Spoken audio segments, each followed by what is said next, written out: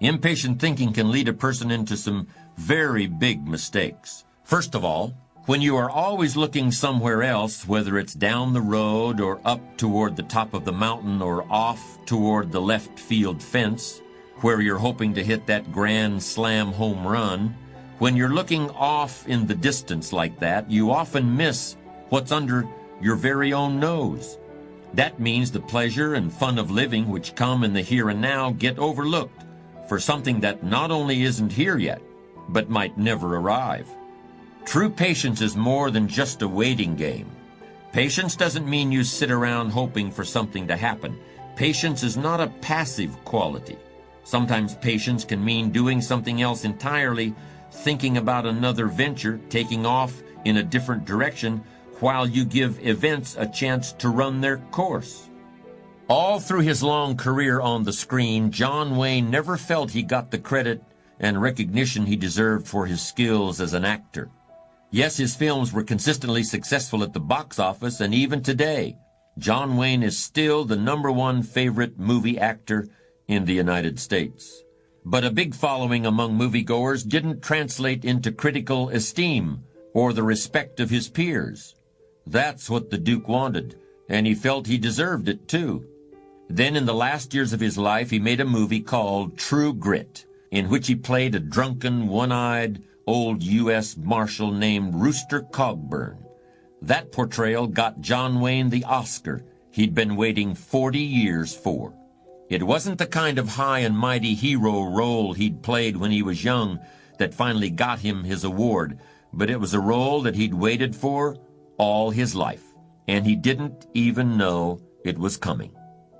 A colleague of mine told me this story. He was traveling cross-country on a speaking tour and found himself delayed in Chicago while changing planes. In the first-class traveler's lounge, he fell into conversation with a gentleman who actually looked a bit like John Wayne during his True Grit period. And he was a little surprised to learn this gentleman was actually from New York City. And there was another surprise. Despite his rough-hewn appearance, this fellow traveler proved to be extremely soft-spoken.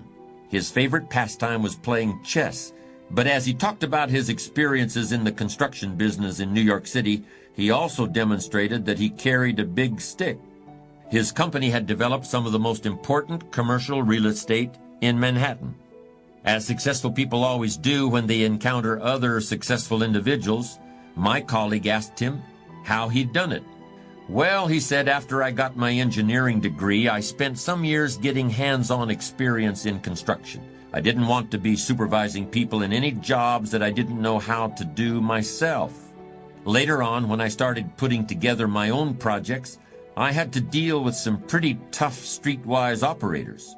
Cement company guys, building inspectors, trucking companies. But I never tried to pretend I was any kind of hard case myself. I used to tell them right up front, you play straight with me, and I'll play straight with you. I never tried to take advantage of anybody, but I never let anyone take advantage of me either. You see, I always was, and I still am, a great counter-puncher. Anybody who takes a shot at me in business had better make sure it's a good one, because I'm going to hit back hard. But it's like chess. You don't necessarily hit back right away. You have to be patient. You have to wait for the right moment. You have to let the other guy know, okay, you had your chance. Next time it's my turn. But you don't say that out loud. You don't say what you've got in mind, and you don't say when it might be coming. You just go on, polite and friendly as ever. You don't ever let on that you're waiting for an opening.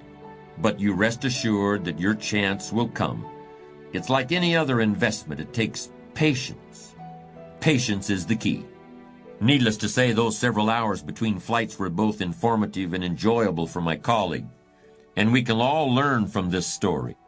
Don't concentrate on things you can't influence, like when the planes are going to take off. Instead, focus on things you can control.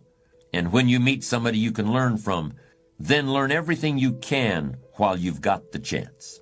You never know when you're going to come across a book or an article that will provide a piece of information that can transform your life. One thing is for sure, however, and I've said this many times, the book you don't read isn't going to help. And it's the same with meeting people. You never know who is going to be able to teach you exactly what you need to know.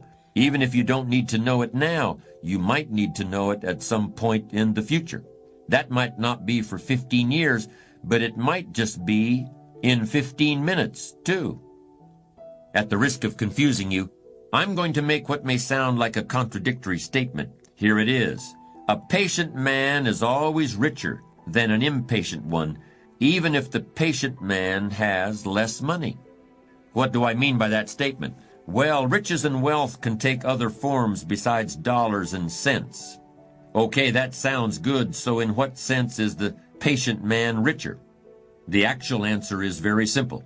A patient man is always richer than the impatient one because the patient man can always afford to wait. The patient man is never desperate. The patient man has time to spare, while the man in a hurry is always on the verge of bankruptcy as far as time is concerned. In any situation you can think of, impatience is a source of weakness and fear, while patience is substance and strength. And here's another way that patience gives the person who has it an incalculable advantage over the person who doesn't, and gives him deeper insight into himself and others, which is a mark of great character. If you can only see the short term, if you can only think in terms of the here and now, then you are like a man with one eye. You can't judge distances. You live in a world that's flat and two-dimensional. In other words, the impatient person lacks all sense of perspective. Perspective lets you measure your plans and current events against things that have already occurred and also against your desires and aspirations for the future. Then and now, here and there, near and far, need and know, watch and wait. These are the dual optics that allow the patient man to see in stereo, where the nearsighted person sees only the present, or the dreamer sees only an imaginary future, and more likely than not, trips over his mistakes trying to get there. There's no area of human activity that requires more patience than raising children. If you haven't got patience when you start out in this, you're going to have to learn it one way or the other. A baby is born after 9 months. If the future mother is tired of pregnancy before the time has expired, well, that's too bad, because there's still 2 months to go, whether she likes it or not. And when the child does arrive, he or she grows and develops at a pace that's quite beyond the parent's control. Parents who try to force a child's development are asking for trouble, and this is one point on which psychology and common sense are in complete agreement. We've all heard of parents who think they can create another Einstein by giving their 2-year-old a book on astrophysics, or that if a child is made to play the piano for an hour a day, it will bring about the second coming of Mozart.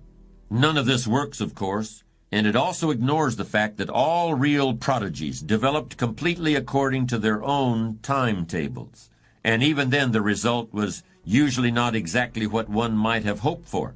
Mozart, for example, had a very difficult later life, and he died young, in part because he grew up so much sooner than other children. He never really had a childhood, and at 30 he was already an old man.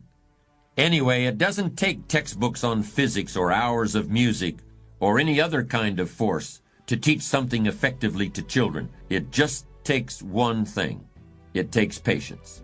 It may seem like a callous comparison, but there's a sense in which raising children is like any other investment.